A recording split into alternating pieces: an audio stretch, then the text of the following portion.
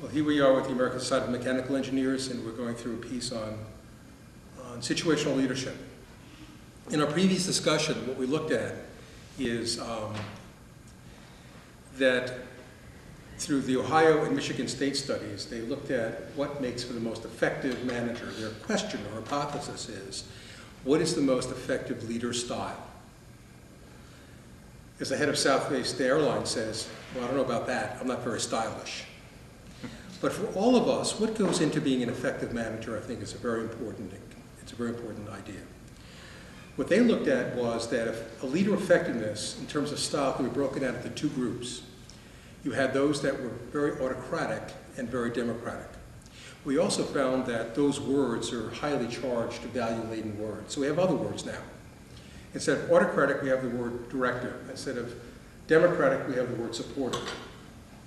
But even that doesn't help us. In order to be an effective manager, as we looked at, it's not one or the other. While you can have very effective autocratic managers and very effective democratic managers or supportive ones, they tend to lose some other folks on both ends of that continuum. Effective managers seem to be a blend, but then it leads into other questions. Well, when should I be directive? When should I be supportive? With whom? In what circumstance? And that's what we're going to talk about now. Is there some way I can understand this?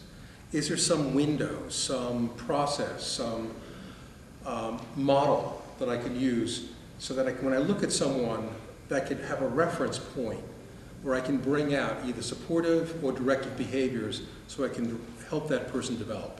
That's what we're looking at now. Let's start from the beginning.